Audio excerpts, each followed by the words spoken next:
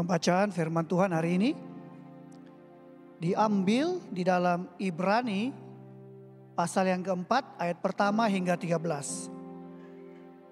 Ayat yang pertama, sebab itu baiklah kita waspada supaya jangan ada seorang di antara kamu yang dianggap ketinggalan, sekalipun janji akan masuk ke dalam perhentiannya masih berlaku. Karena kepada kita diberikan juga kabar kesukaan sama seperti kepada mereka. Tetapi firman pemberitaan itu tidak berguna bagi mereka karena tidak bertumbuh bersama-sama oleh iman dengan mereka yang mendengarnya. Sebab kita yang beriman akan masuk ke tempat perhentian seperti yang ia katakan, sehingga aku bersumpah dalam murkaku, mereka tak akan masuk ke tempat perhentianku, sekalipun pekerjaannya sudah selesai sejak dunia dijadikan. Sebab tentang hari ketujuh pernah dikatakan di dalam suatu nas, dan Allah berhenti pada hari ketujuh dari segala pekerjaannya. Dan dalam nas itu juga kita baca, mereka tak akan masuk ke tempat perhentianku. Jadi sudah jelas bahwa ada sejumlah orang akan masuk ke tempat perhentian itu, sedangkan mereka yang kepadanya lebih dahulu diberitakan kabar kesukaan itu tidak masuk karena ketidaktaatan mereka. Sebab itu ia menetapkan pula suatu hari, yaitu hari ini, ketika ia telah sekian lama berfirman dengan perantaraan Daud seperti dikatakan di atas, pada hari ini jika kamu mendengar suaranya, janganlah keraskan hatimu. Sebab andai kata Yosua telah membawa mereka masuk ke tempat perhentian, pasti Allah tidak akan berkata-kata kemudian tentang suatu hari lain. Jadi masih tersedia suatu hari perhentian, hari ketujuh bagi umat Allah. Sebab barang siapa telah masuk ke tempat perhentiannya, ia sendiri telah berhenti dari segala pekerjaannya, sama seperti Allah berhenti dari pekerjaannya. Karena itu, baiklah kita berusaha untuk masuk ke dalam perhentian itu, supaya jangan seorang pun jatuh karena mengikuti contoh ketidaktaatan itu juga. Sebab firman Allah hidup dan kuat dan lebih tajam daripada pedang bermata dua manapun. Ia menusuk amat dalam sampai memisahkan jiwa dan roh, sendi-sendi dan sumsum. Ia sanggup membedakan pertimbangan dan pikiran hati kita. Dan tidak ada suatu makhluk pun yang tersembunyi di hadapannya. Sebab segala suatu telanjang dan terbuka di hadapan mata Dia, yang kepadanya kita harus memberikan pertanggungjawab. Demikianlah firman Tuhan. Syukur kepada Allah. Bapa di dalam surga, sekali lagi Tuhan kami datang di hadirat-Mu. Kami mengucap syukur dan terima kasih kepada Engkau. Karena begitu baik, begitu besarnya kasih-Mu di dalam kehidupan kami, sehingga kami dapat hadir di tempat ini untuk sama-sama bersekutu sebagai orang yang percaya kepada Engkau. Bapa di surga, terlebih dulu kami mohon Tuhan, di dalam setiap pribadi kami yang hadir pada hari ini, tempat ini Tuhan, kami mohon pengampunan daripada Tuhan. Sekiranya di dalam kehidupan kami ada perkara-perkara yang kurang menyenangkan hati Tuhan. Dengan penuh kerendahan hati, kami mohon di dalam nama Tuhan Yesus, ampuni kami Tuhan, ampuni kami Tuhan. Agar Tuhan, di dalam kami bersekutu bersama, terlebih kami mendengarkan firman-Mu, merenungkan firman-Mu Tuhan.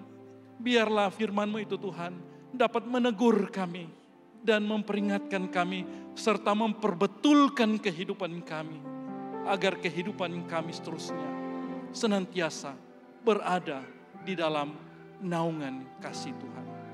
Terima kasih Bapa di sorga. Engkaulah Allah kami. Beracaralah di tengah-tengah kami.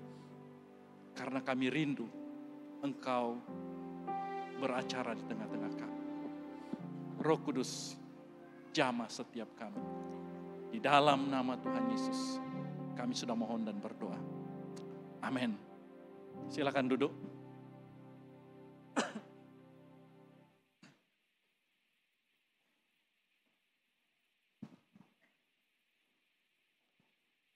Shalom dan selamat pagi.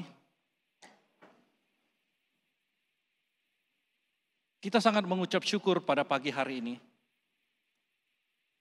Karena kita punya kesempatan, karena kita punya masa, kita punya peluang untuk datang beribadah di tempat ini pada pagi hari ini. Kita mengucap syukur karena kita boleh bersekutu bersama, kita boleh belajar firman Tuhan, kita boleh mendengar firman Tuhan, kita boleh menyembah Tuhan di dalam ruangan di tempat ini. Itu merupakan suatu kesempatan untuk kita semua yang perlu kita syukuri dalam kehidupan kita. So perlu kita ketahui, banyak di luar sana yang ingin seperti kita pada pagi hari, pada tengah hari ini. Dapat memuji Tuhan, bersekutu bersama dengan bebas, mendengarkan firman Tuhan. Namun mereka tidak bisa. Karena apa? Karena mungkin mereka pada ketika ini berada dalam situasi peperangan. Sehingga akan untuk keluar dari rumah, mereka tidak dapat. Apalagi nama bersekutu di dalam suatu ruangan seperti ini. Memuji Tuhan. Itu merupakan suatu perkara yang mustahil bagi mereka. Mereka yang berada dalam keadaan bencana alam. Mereka juga ingin seperti kita. Tapi mereka tidak punya kesempatan. Karena apa? Bangunan tempat mereka berkumpul itu runtuh. Karena apa? Karena bencana alam. Jadi mereka tidak punya peluang seperti kita.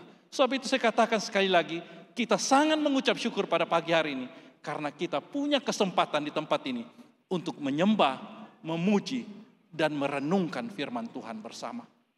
Itu satu kebaikan Tuhan, berkat Tuhan kepada kehidupan kita semua. Nah, saudara yang kekasih di dalam Tuhan,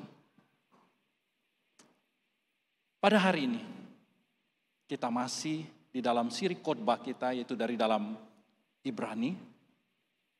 Dan saudara yang kekasih, tajuk yang diberikan kita pada tengah hari ini yaitu firman Allah.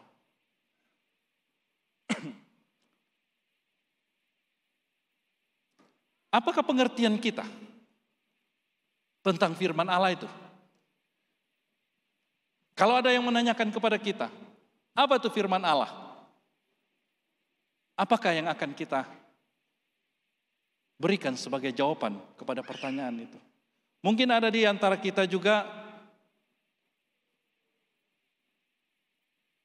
yang mengatakan, oh firman Tuhan itu Alkitab. Mungkin ada yang juga mengatakan, oh firman Tuhan itu 10 hukum.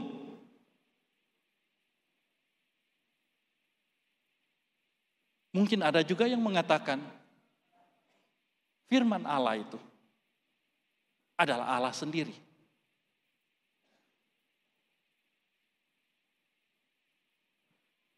Mungkin ada juga yang mengatakan, oh firman Allah itu adalah ucapan Allah. Adalah sabda Allah. Saudara yang kekasih di dalam Tuhan, apapun yang kamu pikirkan tentang Alkitab, tentang firman Allah, perlu kita ketahui bahwa firman Allah adalah sesuatu yang sangat penting bagi kita sebagai orang percaya. Kita tahu bahkan kita semua yang hadir di sini, dari depan hingga ke belakang sana, saya percaya setiap kita tahu bahwa firman Allah itu penting. Tetapi saudara,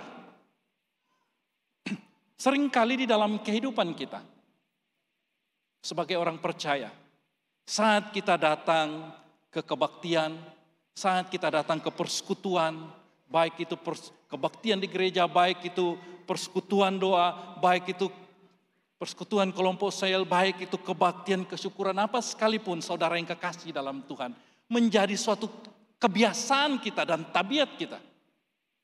Sering kali kita tidak memperhatikan firman Tuhan itu dengan sungguh-sungguh.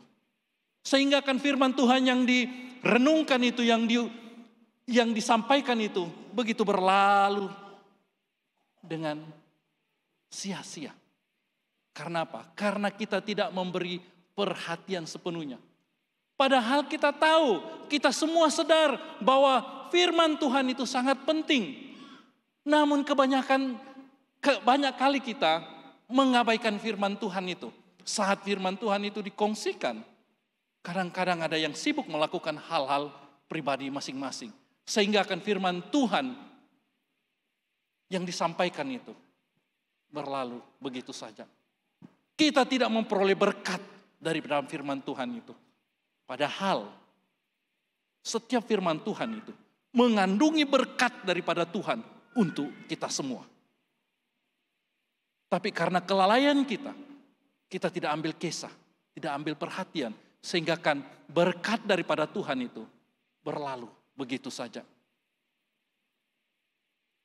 Seringkali juga, ini saya kongsikan, ketika kita pergi ke sama ada itu kesyukuran atau apa sekalipun saudara, ya seringkali sebagai, ya saya akui sendiri, sebagai kami yang dipanggil untuk melayani, untuk mengongsikan firman Tuhan. Apa yang kami dapati sebagai pelayan-pelayan, pemimpin pada waktu itu, adalah seringkali masa firman Tuhan itu, firman Tuhan tidak diperhatikan dengan sungguh-sungguh. Karena apa? Karena mungkin kita sudah biasa dengan keadaan kita, menganggap firman Tuhan itu hanya untuk mengisi satu ruang masa. Sehingga kan kita asal ada perkongsian sudah cukup. Kita lupa untuk memperhatikannya. Kita lupa bahwa di dalam firman Tuhan ada berkat untuk kita semua. Namun kita tidak perhatikan dengan baik-baik, maka berkat itu berlalu begitu saja. Sebab itu saudara yang kekasih di dalam Tuhan, pada hari ini, daripada pembacaan dalam Ibrani pasal yang keempat ayat yang pertama hingga ayat yang ke-13 itu saudara, kalau kita perhatikan betul-betul itu, ya, di mana kalau kita lihat pasal sebelumnya itu, di situ ada berbicara tentang perhentian atau rehat. Nah, apa yang ingin saya kongsikan di sini saudara, yang kita perhatikan bersama, kita berbalik kepada masa sewaktu Musa memimpin orang Israel itu keluar dari Mesir. Dia membawa orang Israel itu keluar dari Mesir, yaitu tempat di mana mereka diperbudakkan, ditindas, lalu mereka dibawa keluar. Janji Tuhan kepada orang Israel, yaitu mereka akan dibawa ke suatu tempat, yaitu tanah perjanjian.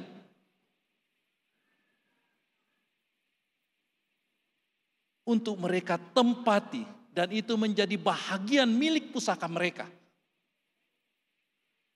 Itu dijanjikan Tuhan.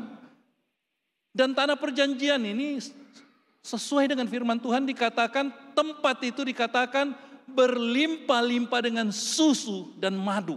Dengan kata lain di sini bahwa tempat itu merupakan suatu tempat yang baik dan subur.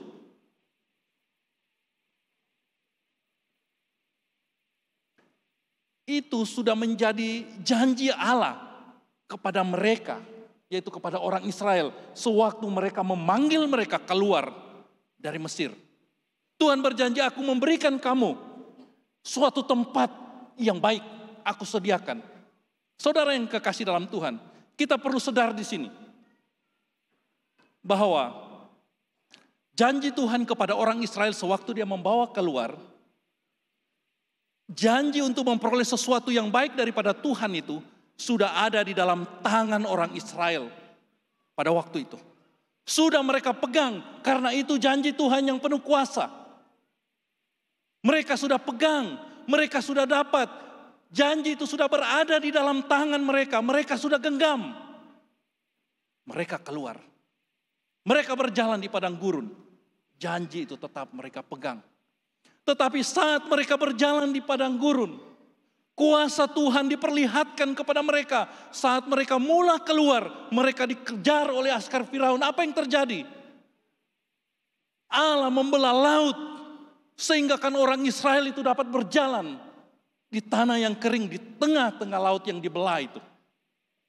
Sehingga mereka dapat lepas daripada ditangkap atau dibunuh oleh askar-askar Firaun pada waktu itu. Namun mereka terus berjalan dan kuasa Tuhan itu tetap menyertai mereka. Saat siang hari, saudara yang kekasih, saat mereka berjalan di padang gurun, firman Tuhan katakan, tiang awan senantiasa bersama-sama dengan mereka. Apa fungsi tiang awan di sini?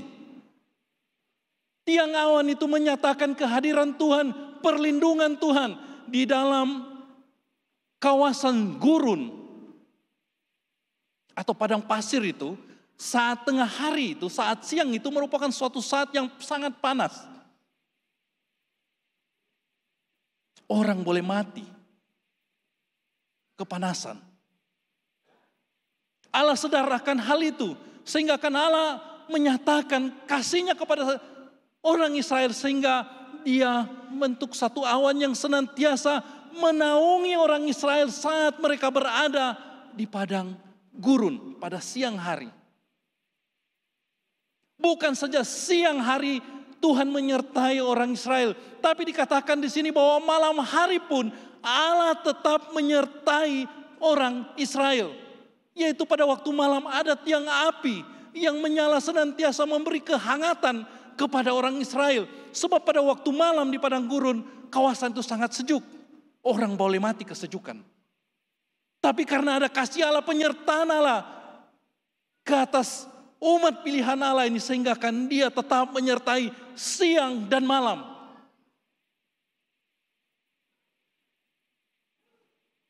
Umat Israel lapar. Mereka mengeluh. Apa yang mereka katakan? Lebih baik kami di Mesir. Biarpun kami diperbudakkan, kami ada makan. Tapi kami datang di sini, sedikit lagi kami mati kelaparan. Allah mendengar keluh kesah mereka, rungutan mereka. Allah mendengar, sehingga Allah memberikan makanannya itu manna kepada mereka. Mereka tidak payah bekerja, hanya pergi memungut manna itu. Dan itu menjadi makanan mereka. Sudah diberi makan manna, apalagi yang diberi berikut. Oh, di Mesir kami ada ikan, kami ada daging. Di sini hari-hari ini, padahal itu makanan. Tapi mereka mengeluh. Allah menunjukkan kasih-Nya kepada mereka, kepada orang Israel. Allah memberikan apa? Daging burung kepada mereka, sehingga mereka memperoleh daging untuk dimakan. Semua ini penyertaan Tuhan nyata di dalam kehidupan orang Israel.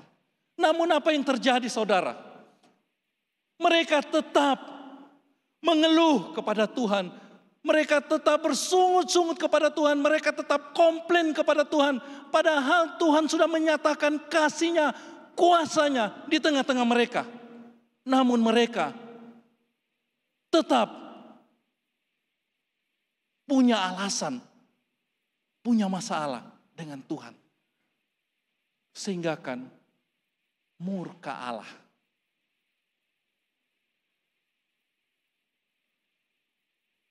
terjadi, dan Allah mengatakan kepada orang Israel, angkatan ini tidak akan masuk ke dalam tanah perjanjian. Saudara yang kekasih, mari kita perhatikan ini. Tuhan berjanji kepada mereka, orang Israel yang dia bawa keluar itu, kamu akan masuk ke dalam tanah perjanjian. Dengan kata lain,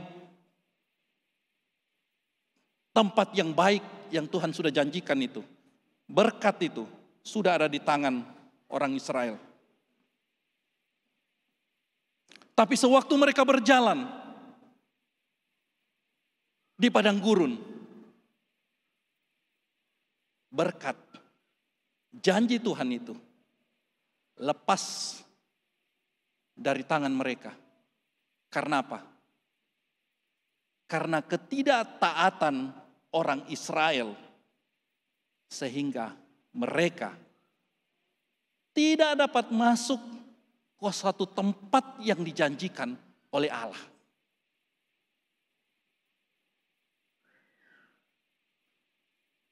Saudara yang kekasih di dalam Tuhan, ini merupakan suatu peringatan kepada kita semua.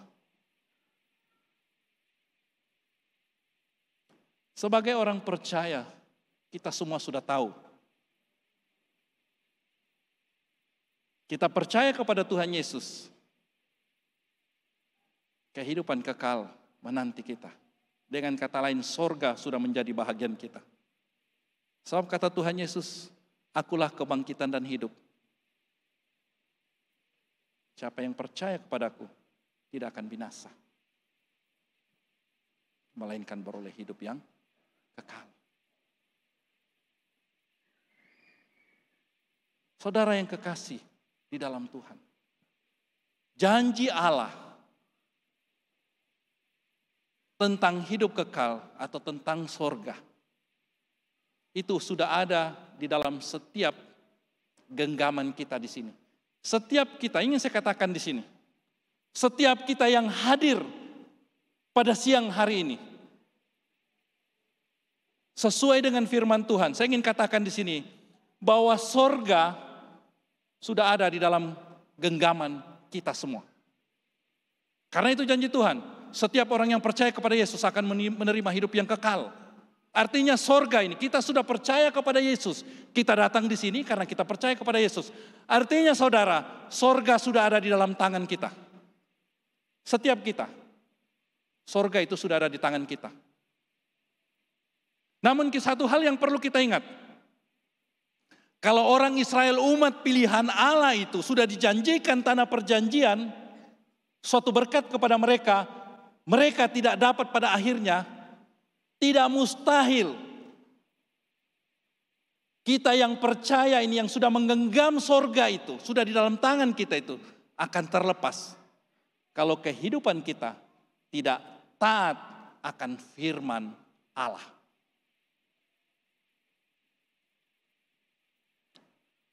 Tuhan sudah berjanji bahwa saat engkau mempercayai aku, Tuhan Yesus sudah berjanji, saat engkau percaya kepadaku, engkau juga akan memperoleh kehidupan yang kekal. Jadi saudara, kita sudah, sorga sudah di dalam genggaman kita. Tapi kita perlu akui bahwa Allah menuntut ketaatan kita untuk terus masuk, memperoleh janji daripada Allah. Memang benar sesuai dengan firman Tuhan bahwa sorga itu diberikan secara cuma-cuma kepada kita. Keselamatan itu diberi secara cuma-cuma, itu bukan hasil usaha kita, tapi diberikan oleh Tuhan. Tapi kita perlu ingat, Tuhan juga menuntut ketaatan kita kepada Dia. Sebagaimana orang Israel umat pilihan Allah itu dituntut ketaatan, demikian juga kita sebagai umat Allah dituntut. Sebab itu saudara yang kekasih di dalam Tuhan, pada hari ini kita mau melihat tentang firman Allah. Sesuatu yang penting untuk kita perhatikan di dalam kehidupan kita. Agar dari dalam kita memperhatikan firman Tuhan, kita dapat memperoleh sesuatu untuk kita terus bertahan di dalam ketaatan kita kepada Allah. Sebab itu pada hari ini daripada pembacaan sebentar tadi dan kunci daripada pembacaan sebentar tadi yaitu ayat 12 dan ayat yang ke-13 itu berbicara tentang, dikatakan di sini, sebab firman Allah hidup dan kuat dan lebih tajam daripada pedang bermata dua manapun. Ia menusuk amat dalam sampai memisahkan jiwa dan roh, sendi-sendi dan sumsum.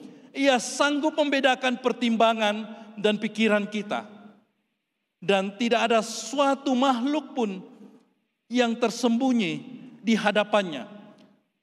Sebab segala sesuatu telanjang dan terbuka di depan mata Dia, yang kepadanya kita harus memberi pertanggungan jawab. Daripada dua ayat ini saudara yang kekasih, ayat 12 dan 13 ini, ada tiga perkara yang kita mau belajar bersama dan kita renungkan bersama pada hari ini. Yang pertama di sini kita lihat dikatakan, sebab firman Allah hidup.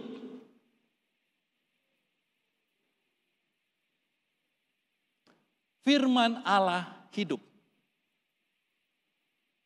Saudara yang kekasih, firman Allah hidup. Ini firman Allah.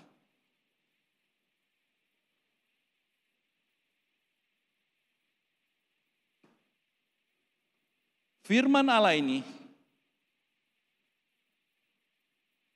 kalau kamu ada beli Alkitab semahal apa sekalipun,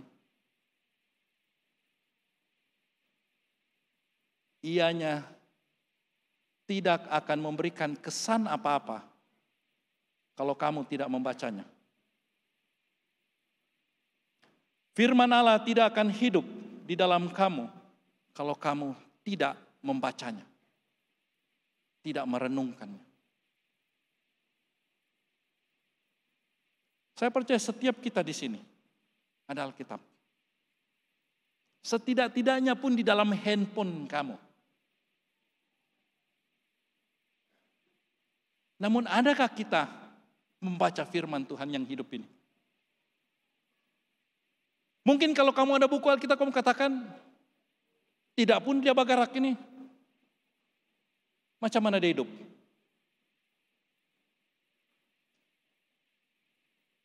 Dia akan hidup saat kamu membaca dan mengimaninya di dalam kehidupan kamu.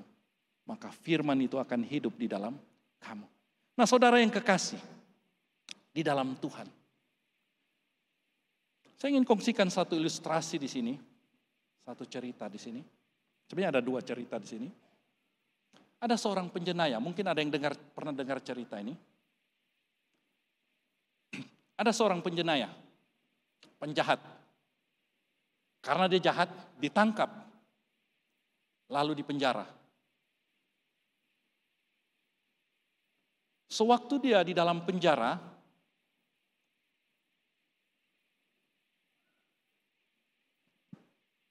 dia suka merokok. Ya namanya penjahat ya, kebiasaannya kalau penjahat kita nampak memang suka merokok. Lalu mereka sering dikasih rokok, bukan rokok kota itu, tapi rokok yang dikasih tembakaunya yang masih tembakau tuh, kemudian dikasih kertas yang digulung-gulung seperti rokok, baru dibakar, baru dihisap. Dia rokok gulung, saya tidak tahu apa panggilan kamu, tapi segelar dia rokok gulung. Ya, jadi itu yang dia buat di dalam penjara. Dia kalau dia menghisap rokok, dia gulung-gulung lagi tembakau dengan kertasnya itu dia bakar, dia hisap. Nah, ada lawatan daripada gereja dan biasanya yang buat lawatan itu adalah daripada Gideon, ya. Ini juga Alkitab dari Gideon. Ya. Seringkali yang melawat untuk memberikan Alkitab itu dari Gideon, ya. Jadi mereka membagi-bagikan Alkitab, tapi bukan yang lebar begini, agak yang kecil itu. Jadi pihak hamba Tuhan yang datang melawat itu membagi-bagikan Alkitab kepada orang-orang di dalam penjara, karena itu pelayanan penjara. Jadi ya seperti biasalah, mau tidak mau kalau dalam penjara, kalau kau dikasih ambil saja. Jadi penjenayah ini, penjahat ini ambil. Sebenarnya dia tidak pun berniat untuk membacanya, tidak sama sekali. Dia hanya ambil. Lalu dia ambil, dia bawa ke ruangannya, selnya itu. Jadi sewaktu dia dalam, dia ambil rokok tembakaunya itu, dia menghisap. Kebetulan pada waktu itu kertas untuk menggulung tembakaunya itu habis. Lalu dia tengok begini, wah kertas Alkitab ini cantik juga pakai gulung rokok. Dia koyak satu persatu. Dia koyak hari ini satu, pakai gulung rokoknya dia hisap, dia bakar. Habis itu besok petang itu diambil lagi satu, dia gulung. Begitulah setiap hari. Dia koyak dari hadapannya daripada Matius. Begitu daripada mula sampai Matius. Entah sampai di bagian mana, dia koyak sudah hampir setengah. Dia koyak, lalu dia gulung seperti biasa, dia bakar, dia hisap. Sewaktu dia menghisap rokok itu tidak dapat terbakar habis sampai habis, tidak dapat. Karena apa? Karena ujung rokok yang dia hisap itu basah, terkena air liurnya. Akhirnya rokok itu mati, api rokok itu mati. Dia tengok begini, aduh sayang ini rokok ini. Dia keluarkan sisanya, karena dalam penjara harus berjimat cermat. Dia keluarkan sisanya yang tembakau itu, dia kumpul balik, baru dia ambil kertasnya itu, karena basah dia mau kasih kering. Sayang ini bilangnya. Kertas kurang. Dia begini. Jadi sewaktu dia goyang-goyang begini, sambil menggoyang begini, sambil dia perhatikan begini, itu dia tengok begini, ada tulisan yang sisa terbakar itu. Ada sisa tulisan di situ, ditulis itu, kebetulan pula ditulis ayat di situ, kapan engkau bertobat. Sewaktu dia ambil kertas itu, dia tengok begini, dia menangis setengah mati. Dia baca ayat itu, kapan engkau bertobat. Padahal itu sisa terbakar. Tapi kebetulan pula di situ, di atasnya itu kapan, di bawahnya sisanya lagi, engkau, di bawahnya lagi bertobat. Jadi bila disambung, kapan engkau bertobat. Penjenayah ini pada waktu itu menangis dan bertobat pada waktu hanya membaca itu. Kapan engkau bertobat, daripada sisa yang terbakar dalam kertas Alkitab itu. Dia bertobat. Mula daripada situ dia bertobat dan dia baca firman Tuhan. Sehingga akan dia keluar, orang ini kalau tidak silap saya, dia menjadi hamba Tuhan. Ini salah satu contoh yang menunjukkan bahwa firman Allah itu hidup. Kalau dibaca. Kalau kamu beli Alkitab, kamu simpan di rumah, kamu jadikan seperti perhiasan, itu tidak akan membawa makna apa-apa bagi kamu. Tapi saat kamu membaca dan merenungkannya, itu akan menjadi berkat di dalam kehidupan kamu. Ini seorang penjenayah. Ada lagi satu ilustrasi, dia seorang dokter. Dia bukan orang yang percaya kepada agama, kepada Tuhan. Tidak. Tapi karena ada orang memberikan di Alkitab, ya diambillah. Untuk menjaga hati orang yang memberi itu diambil. Dia seorang dokter. Dia baca firman Tuhan. Yang dia baca dari dalam firman Tuhan, Yesus naik keledai. Di dalam Lukas, sewaktu Yesus mau masuk ke dalam Yerusalem, dia naik keledai muda. Yang tidak pernah ditunggangi. Itu yang dicatat. Lalu dia baca, Yesus naik keledai. Sewaktu dia baca ayat itu, dia menangis setengah mati. Seorang dokter baca Yesus naik keledai, dia nangis setengah mati. Coba kamu buka Alkitab dalam Lukas, kamu baca Yesus naik keledai, kamu menangis enggak? Tapi dia dokter, dia nangis. Dia menangis dan dia bertobat pada saat itu. Dia terima Tuhan sebagai Tuhan dan Juru Selamat di dalam kehidupannya. Kenapa? Dia seorang dokter hewan. Dia tahu sifat hewan, terutama sekali keledai. Keledai muda dan tidak pernah digunakan, itu kalau ditunggangi orang itu, binatang itu akan meronta. Tetapi apa yang terjadi sewaktu Yesus naik ke atas keledai itu tidak meronta. Karena apa? Karena keledai itu tahu siapa yang naik di belakangnya. Jadi dokternya sewaktu dia baca, dia bilang binatang saja tahu siapa yang naik di belakangnya. Aku sebagai dokter tidak tahu siapa itu Yesus.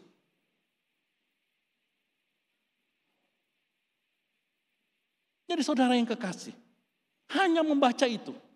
Firman Tuhan yang catatkan Yesus naik keledai. Orang ini bertobat. Dokter. Jadi saudara, ini menunjukkan satu perkara. Bahwa firman Allah itu hidup.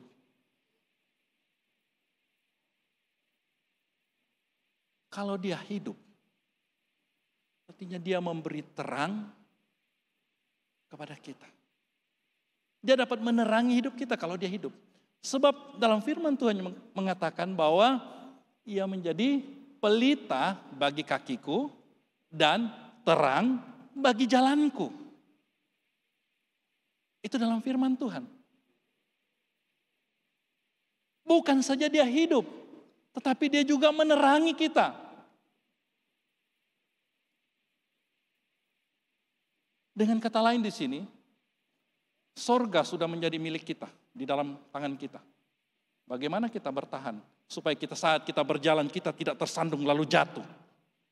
Firman Tuhan, so firman Tuhan katakan, pelita bagi kakiku dan terang bagi jalanku. Firman Tuhan itu dapat membuat kita untuk terus bertahan di dalam iman, percaya kita, ketaatan kita. Karena dia terang bagi pelita bagi kaki kita dan terang bagi jalan kita. Itu firman Allah yang hidup. Saudara yang kekasih di dalam Tuhan, hal kedua yang ingin kita belajar bersama pada hari ini, yaitu berbicara tentang firman Allah adalah kuat.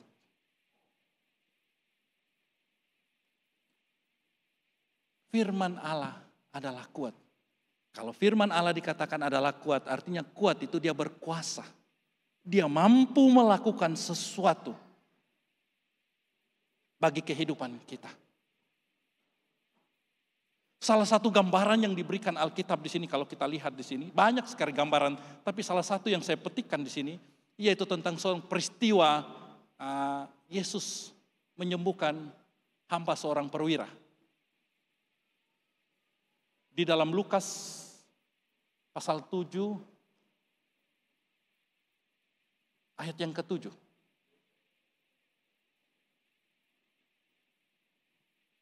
Di situ Yesus mengatakan begini, dalam cerita itu, perwira itu datang kepada para penatua rumah ibadah, lalu dia mengatakan kepada para penatua di rumah ibadah itu, tolong bagi tahu Yesus supaya menyembuhkan hambaku yang sakit di rumah.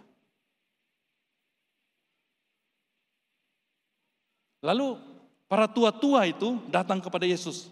Dia katakan, Yesus, engkau patut tolong dia itu. Dengan kata lain, bahasa harian kita, Yesus, engkau patut tolong dia itu. Karena itu banyak tolong gereja. Lebih kurang begitulah bahasa harian kita. Dia banyak membantu. Kau patut tolong dia, Yesus. Jadi Yesus pergi. Sewaktu Yesus menuju ke tempatnya, belum sampai di rumahnya. Menuju ke tempatnya,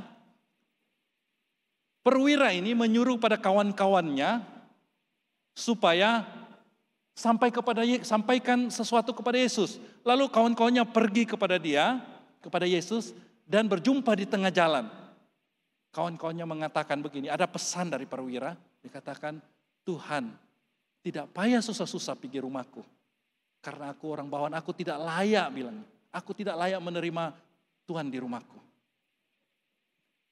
Ayat ke-7 mengatakan, katakan sepatah kata saja, hambaku akan sembuh. Itu kata perwira, pesan perwira kepada sahabat-sahabatnya untuk dikatakan kepada Yesus. Dalam ayat yang ke-7 itu ayat yang terakhir.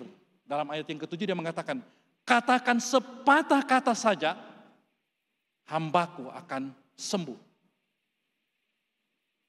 Perhatikan ayat ini. Suatu iman yang besar daripada perwira itu. Sehingga Yesus kagum akan perwira ini.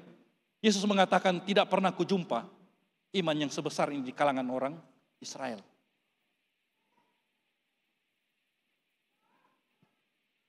Hanya minta satu perkataan saja. Dikatakan Yesus, kalau bahasa harian kita, Yesus tidak payahlah susah-susah pergi di rumahku. Rumahku kesian, tahambur saja di rumah tuh. Macam tidak patut pun Tuhan pergi di sana. Tuhan katakan saja sesuatu untuk hambaku itu. Dia pasti akan sembuh. Ini merupakan suatu iman yang kuat sebenarnya. Tapi apa yang saya ingin kongsikan di sini tentang kuasa firman Allah itu. Firman Allah itu adalah ucapan Allah, sabda Allah. Sebab itu perwira itu katakan, dia mau dari mulut Yesus sendiri mengatakan sesuatu kalimat. Tuhan, katakan saja satu patah perkataan, hambaku itu pasti akan sembuh. Saudara, ini memberitahukan kita tentang satu perkara, tentang kuasa firman Allah itu.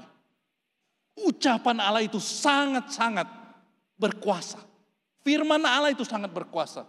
Sehingga kan perwira ini sadar, hanya dengan satu perkataan yang keluar daripada mulut Allah, hamba itu pasti akan sembuh. Ini memperlihatkan kepada kita tentang satu perkara, tentang kuasa Allah yang begitu besar.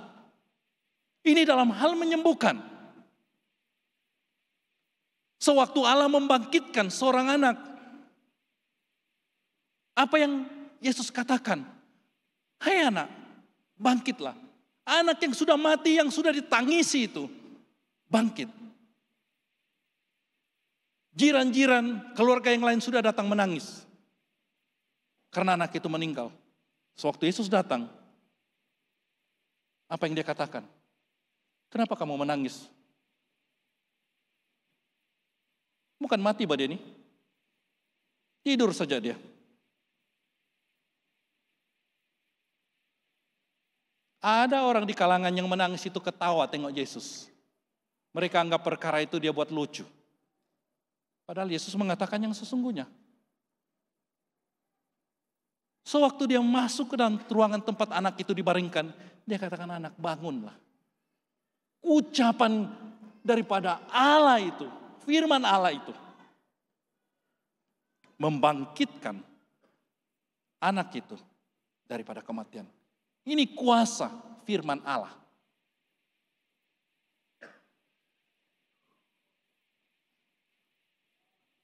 Kalau kita baca firman Tuhan, sepertinya kita lihat begini, ya Yesus membangkitkan. Tapi kita perlu sadar akan kuasa firman Allah itu. Sabda Allah, ucapan Allah itu penuh kuasa. Dia mampu untuk menyembuhkan. Dia mampu untuk membangkitkan. Ini kuasa firman Allah. Jadi firman Allah itu kuat, berkuasa. Mampu untuk melakukan perkara-perkara yang di luar batas pemikiran kita. Ada satu peristiwa yang terjadi di Tarakan. Ya. Orangnya pernah kongsikan di atas pentas ini sebenarnya, cerita ini. Yaitu Pastor Flora sewaktu dia melayani di Tarakan. Dia dijemput, dipanggil untuk pergi ke suatu ladang ternak ayam. Ya. Dia dimiliki oleh seseorang, jadi orang yang ownernya itu panggil, pemiliknya itu panggil Pastor Flora untuk pergi doakan ayam-ayamnya semua. Karena apa? Karena di ladangnya itu, ladang ayamnya, ladang ternak ayamnya itu ada penyakit ayam. Saya percaya kita semua tahu di sini, kebanyakan yang dari kampung semua tahu ini. Dalam bahasa Torajanya penyakit kalau sudah datang lembo elok. Memang satu kampung ayam itu boleh-boleh mati semua. Apalagi yang dalam kandang. Penyakit kalau sudah kena itu, bukan saja 1 ekor atau 2 ekor. Itu boleh satu kandang itu mati semua. Orang ini menternak ayam bukan 10 atau 20 atau 50 ekor, tidak. Orang ini menternak dalam jumlah yang banyak, mungkin 1.000, 2.000. Jadi pemiliknya itu panggil Pastor Flora untuk pergi doakan kandang ayamnya itu. Karena memang sudah ada yang sakit, ada sudah yang mati. Dia takut mati semua, dia panggil Pastor Flora pergi doakan. Nah, Pastor Flora yang melayani Tarakan pada waktu itu, datang ke kandang ayam itu. Ya, agak lucu juga, seorang pastor untuk pelayanan orang, tiba-tiba disuruh pelayanan ayam. Sesuatu yang agak lucu, tapi kita lihat kuasa Tuhan di sini. Nah, jadi ownernya itu, pemiliknya itu katakan sesuatu kepada ayamku ini sakit, kalau kena ini saya takut semua mati semua. Mungkin lah dia perjelaskan. Kemudian Pastor Flora berdoa. Dan Pastor Flora berdoa, dia sering kali petik ayat firman Tuhan di dalam doanya. Dia akan petik satu-satu ayat, dia akan berdoa. Setelah doa-doa begitu, balik. Mula pada esok hari, tidak ada sudah ayamnya mati. Semuanya sehat. Sampai ayam itu cukup umur untuk dijual, semuanya sehat dan dapat dijual dengan baik. Nah, saudara yang kekasih di dalam Tuhan, mungkin kita lihat pada perkara ini merupakan suatu perkara yang agak remeh bagi kita. Doakan ayam, mungkin kebetulan itu saja sehat balik. Saudara yang kekasih, perlu kita tahu sakit ayam nih, sebab saya juga biasa tinggal di kampung dulu, kawasan kami. Bila ada sudah 1 ekor ayam, cepat-cepat pergi ditangkap, dipotong, takut terjangkit. Tapi kalau di dalam kandang, kalau memang sudah ada sakit, memang terjangkit sudah semua itu. Jadi di sini kita dapat lihat kuasa firman Allah.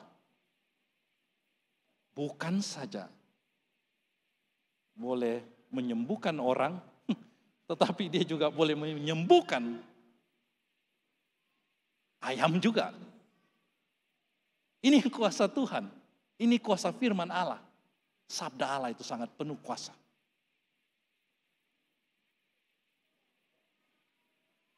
Sebab itu saudara yang kekasih. Kuasa Allah atau firman Allah memberi kekuatan. Firman Allah adalah hidup. Ini kita perlu perhatikan di dalam kehidupan kita. Supaya sorga yang sudah di dalam genggaman kita sebagai orang percaya ini tidak akan terlepas. Seperti orang Israel. Saat orang mau keluar, Allah berjanji, aku akan berikan kamu tempat yang baik. Wah, dengan bangga mereka keluar. Karena apa? Karena tanah perjanjian sudah di dalam tangan mereka. Namun saat berjalan, ketidaktaatan mereka membuat mereka terlepas janji yang baik itu. Sama halnya dengan kita. Kalau kita tidak memperhatikan firman Allah yang hidup, firman Allah yang kuat di dalam kehidupan kita, saudara yang kekasih. Takut-takut. Kehidupan yang kekal sudah di dalam tangan kita, yang kita pegang di dalam tangan kamu sekarang ini, mungkin akan terlepas kalau kita tidak memperhatikan firman Allah di dalam kehidupan kita. Jadi kita sangat perlukan ini, firman Allah dalam kehidupan kita. Dan yang terakhir kalau kita lihat di sini saudara, firman Allah adalah tajam.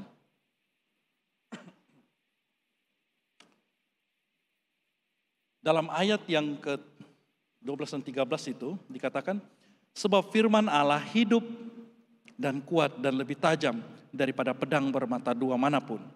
Ia menusuk amat dalam sampai memisahkan jiwa dan roh, sendi-sendi dan sumsum. Ia sanggup membedakan pertimbangan dan pikiran kita, pikiran hati kita.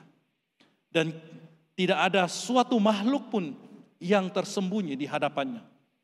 Sebab segala sesuatu telanjang dan terbuka di depan mata Dia, yang kepadanya kita harus memberikan pertanggungan jawab. Hal yang ketiga yang kita mau lihat di sini yaitu firman Allah adalah tajam. Di dalam ayat yang ke-12 itu dikatakan bahwa dan lebih tajam daripada pedang bermata dua. Salah satu senjata yang digunakan oleh askar-askar Romawi pada waktu itu merupakan suatu senjata penemuan, yaitu pedang bermata dua. Ya, kita biasa lihat dan kita biasa gunakan pedang itu atau parang itu hanya di sebelah sisi, satu sisi, dan sisi sebelahnya itu tumpul. Apalagi kita biasa, yang biasa kita lihat pun kalau di kampung pun orang pakai mak tinggoro itu parang sebelah sisi saja yang ada tajamnya, sebelahnya itu tumpul. Saudara yang kekasih, di sini katakan pedang bermata dua lebih tajam. Penemuan pada waktu itu satu senjata itu, pedang bermata dua itu yang dibekalkan kepada setiap askar Romawi pada waktu itu. Mereka berperang dan menaklukkan banyak tempat atau banyak wilayah. Sehingga akan dikatakan mereka menakluki dunia. Dan setiap prajurit itu dibekalkan dengan senjata itu, pedang bermata dua itu. Karena pedang bermata dua itu, kita menebas begini, orang akan luka.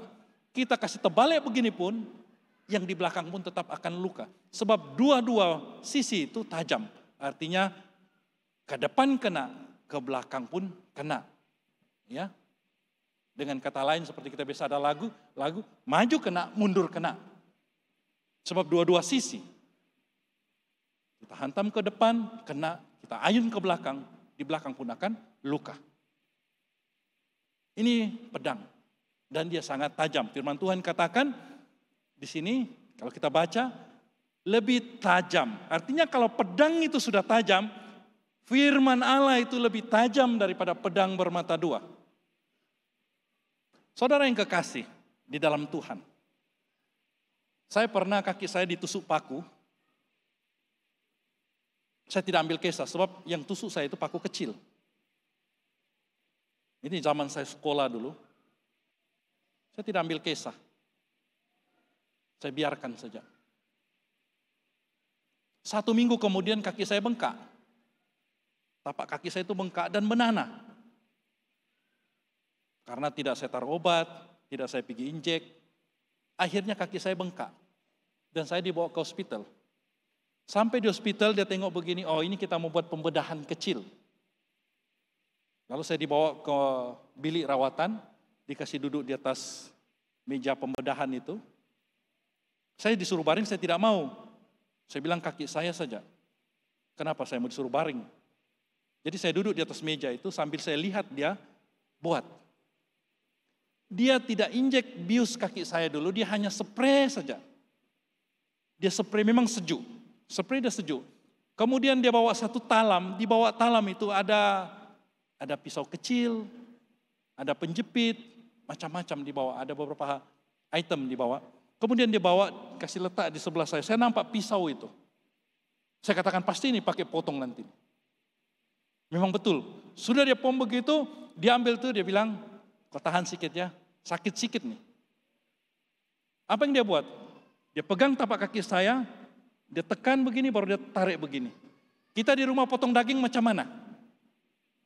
Kita potong, kita tarik maju gustan. Tapi dia tidak. Dia hanya meletakkan begini, dia tarik turun begini. Waktu dia boleh maka terbukalah daging saya dan nanah itu keluar semua. Dia bersihkan nanah itu. Itulah yang terjadi. Saya teriak sambil menangis. Dokter itu tidak peduli.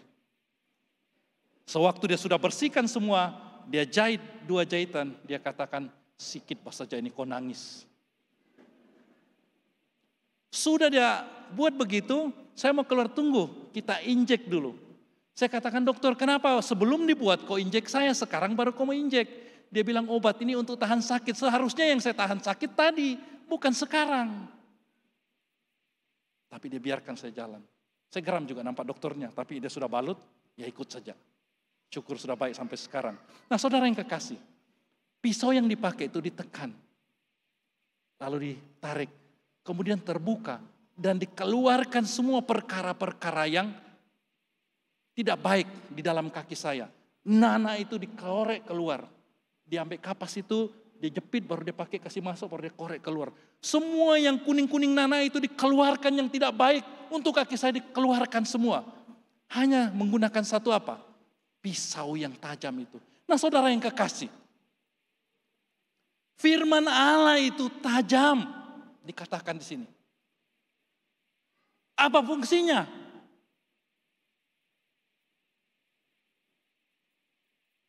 Fungsinya adalah untuk membedah setiap hati kita yang dipenuhi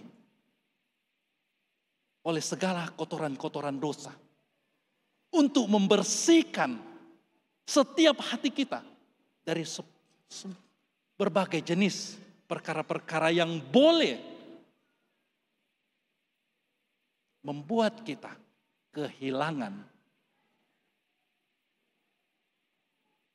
janji Tuhan kepada kita. Firman Allah adalah tajam.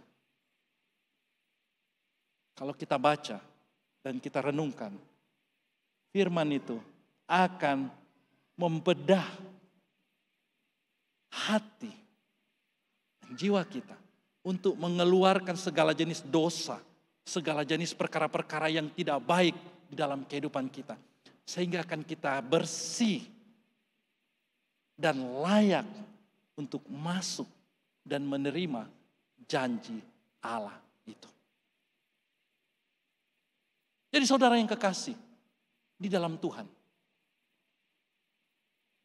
3 hal ini, firman Allah adalah hidup. Firman Allah adalah kuat. Firman Allah adalah tajam. Ketiga perkara ini saudara, sangat penting untuk kita perhatikan di dalam kehidupan kita. Sebab itu kenapa kita didorong untuk memperhatikan, untuk merenungkan firman Tuhan di dalam kehidupan kita. Karena firman Tuhan itu hidup, karena firman Tuhan itu kuat, karena firman Tuhan itu tajam untuk mengeluarkan segala dosa di dalam kehidupan kita.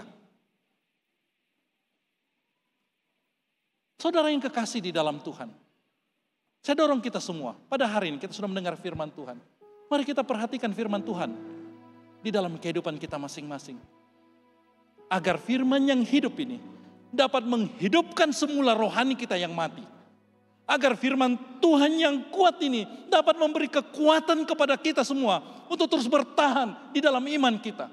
Agar firman yang tajam ini dapat mengeluarkan semua perkara-perkara yang tidak baik dari dalam kehidupan kita. Sehingga akan kita dapat layak untuk masuk dan menikmati janji-janji Tuhan serta berkat-berkat Tuhan yang Tuhan sudah sediakan bagi kita semua. Saudara yang kekasih, sekali lagi saya katakan, mari kita renungkan firman Tuhan. Mari kita senantiasa merenungkan firman Tuhan di dalam kehidupan kita. Agar kehidupan yang kita ada sekarang ini, itu akan berterusan sehingga akan kita masuk ke dalam perhentian yang sudah janjikan. Yaitu kekekalan, sorga kekekalan yang Tuhan sudah persiapkan bagi kita. Supaya kita yang sudah memegang kehidupan yang kekal yang Tuhan sudah janjikan kepada kita itu, ianya tidak terlepas dari genggaman kita. Dan biarlah firman Tuhan ini akan terus menjadi berkat di dalam kehidupan kita semua. Tuhan memberkati kita semua.